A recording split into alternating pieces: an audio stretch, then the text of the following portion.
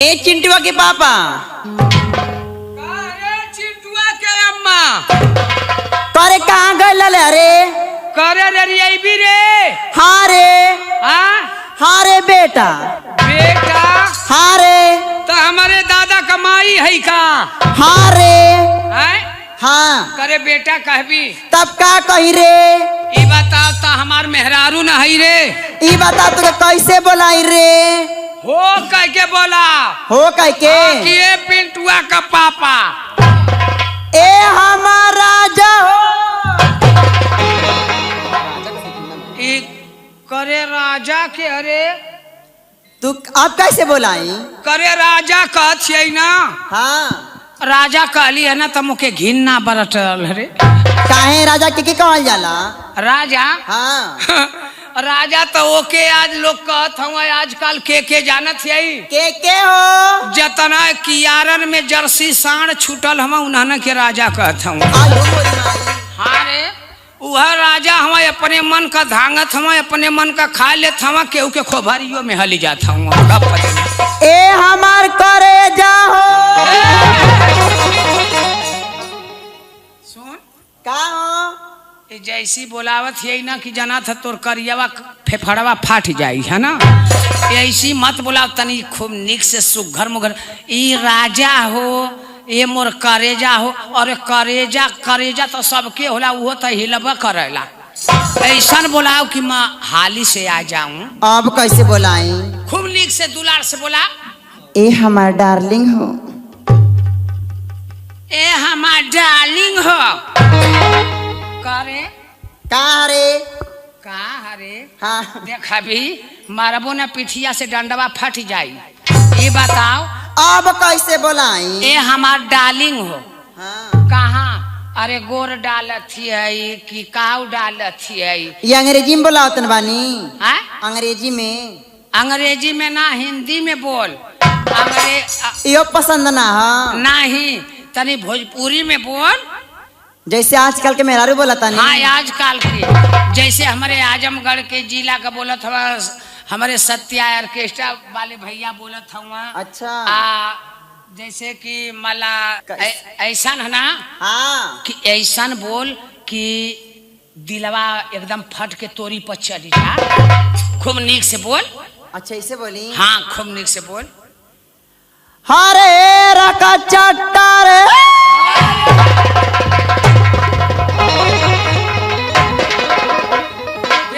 ऐसी बोले भी ना। हाँ। तो आजकल मेहरारू से मर्द गिर के मिल लेता।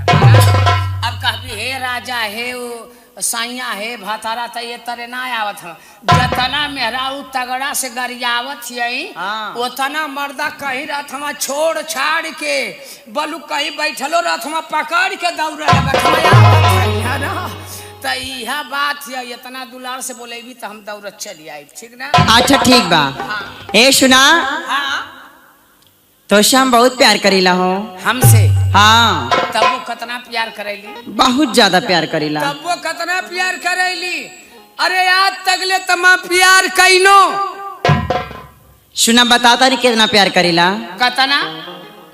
जितना एगो पतंग एगो डोर से करेला हो। एक ठे पतंग एक ठे डोर से। और क्या? आ कहीं कौनो काट देला तब तो पतंग गिरी ना। ऐसे कैसे गिर जाइबा?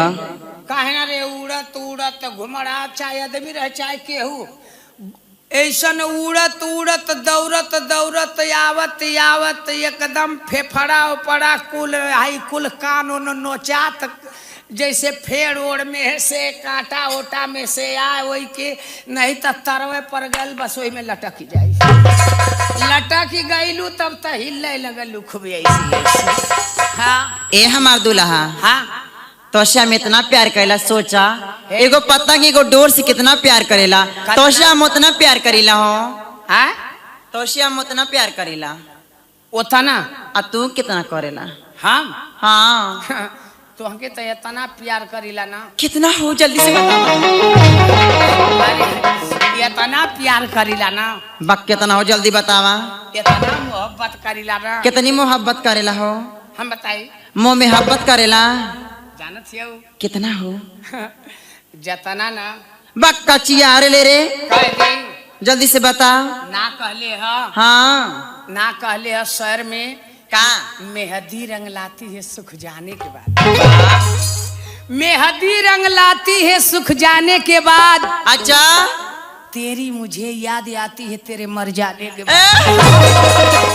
ई के कहतवा का ई का कथवा तोर से के बात कहता नहीं हाँ कि जवन खान देले बाड़ाओ की पाटल करो, हाँ जवन खान देले बाड़ाओ की पाटल करो, हाँ आ दूसर गाड़ा खनले की कोशिश मत करे हमार राजा, हाँ। दूसर गाड़ा खनले की कोशिश मत करे हमार राजा। अच्छा आ जवन खुद के खनले बाड़ा ना, हाँ। खाली वही के पाटल करा।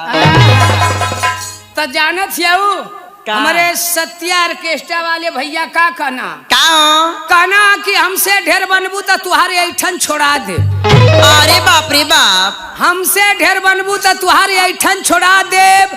हमसे ना बनी तो ये गांव के प्रधान के बुला दे, उनके बुला के तुहार गढ़ही पट्टा करा देव।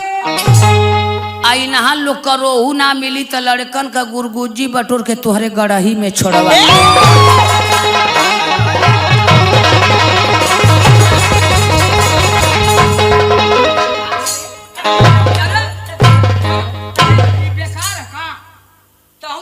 कूद के बोलत हिए, ये बताओ कि मैं बोल दे रहा तो मुके हम तो से इतनी प्यार करीला, हाँ। और तू हमसे कितनी प्यार करेला हो? ना ही तो शहर में कहनी है ना, अच्छा तो से तो हम इतना प्यार करीला, कितना करीला ये नहीं रहू। इतना मोहब्बत करीला ना अरे बाप रे बाप, कि एक ठे कसाई जितना बकरा से ये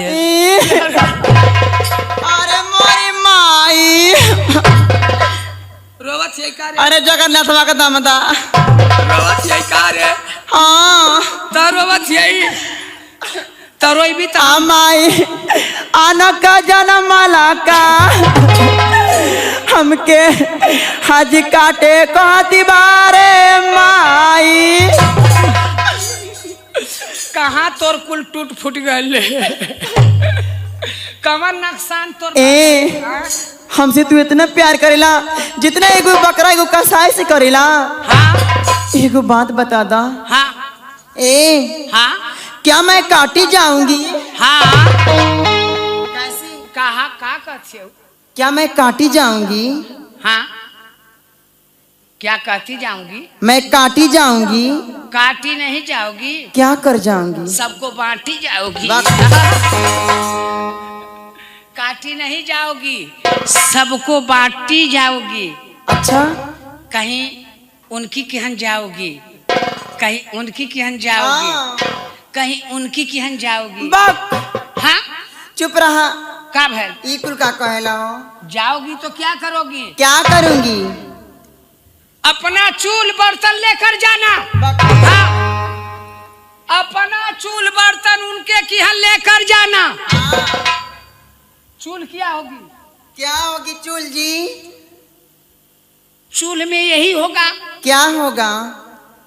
लकड़ी डालकर बारा जाएगा, आगो मैया, आपका भदेली उस पर बैठाया जाएगा। अरे मोरी माई, केहू भदेली हटावे ना। अरे बापाई हो बापाई, है हमके हमारे पापा का याद आवा था। तोर पापा ना खाई है तो का करी? चार जाने आये मैं तैसे उन लोग खाई जाना रे। ऐसा ना ओ मन खिचड़ डाल दा, चाहे बकरी डाल जा, चाहे लड्डू डाल, अरे जैसी कौनो खाना डाल दा। हाँ हाँ अच्छा, जैसे चूल भई तो आपका चूल भई, अब केहू लकड़ी लावत था, अच्छा फोफा गेल तो का होई?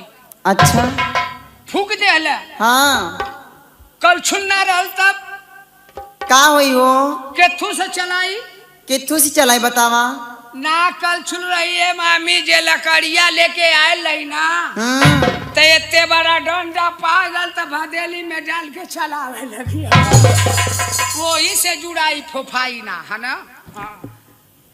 ए सुना, तो सी को बात कहे चाहता नहीं हो? का हो? हिन्यावा का कथियो? तू हमके छोड़ के विदेश मत जा। नहीं हम जाई। तू चल जाइबा ना, हाँ हम कैसे जियब तोहरे बिना? देख ऐसन की हाई दो तीन ठे जवन जन्मौले हैं, हाँ एके लेके इन्हन के लेके तू रहिया घरे। अच्छा आई कलुआ के कह दिया कि जनहरी वाले उसवा पर ही मचान पर। लेकिन सुना हम का कहता नहीं, का कथे हम जरूर जाते। सुना हाँ अरे छोड़ी के बहारवा सैया, अरे हम के भूलैहा जानी। ये हमार राजा हो, हर जाई के बहारवा राजा, हरी हम की भूलैहा जानी। अरे नाही रे ना भुलाई। ए राजा हो हरी अखिया की झुलुहा झुलैहा जनिए जा। यो सुन ले का हो? यही तक लोग कहानी की झलुआ डाल दे है नी। अच्छा मरनी लोग पतेंग ना जैसी तकत है कि राजा हो। हाँ जन की झलुआ जिन झुलैया है राजा। हाँ अरे पतेंग मरले पर खूटी टूट गइल ना। अच्छा तो कहाँ झलुआ गयल का हो? आ कहाँ तू गइलू? कहाँ कहाँ जइबू? कहाँ बतावा? जानत छियऊ? बोला। पतेंग ऊपर गयल। अच्छा पतेंग ऊपर गयल। अरे बाप रे, आ तू कहाँ गइलू? कहाँ हो? भैया बोइया रोपले खेत में गिर। तू बड़ा पागल बाओ, का एक को तो पढ़ लिख ले हवे ना। नहीं यही से तो क्या कहता नहीं। का अरे थोड़ा पढ़ के इंग्लिश बोले सीधा ना है बैंड है, जो मेरा हाशी बैंड है, पापा जी हाफ मैंड है, जो मेरा हाशी बैंड है।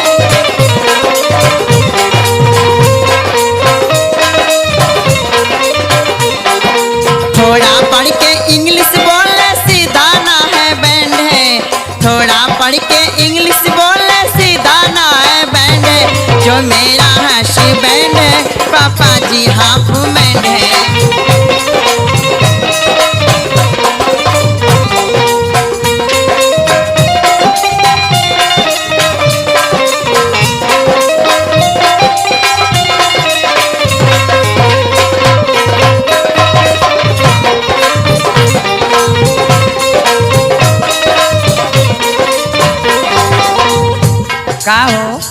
का हो? तू तो बड़ा इंग्लिशियो हाँ हो।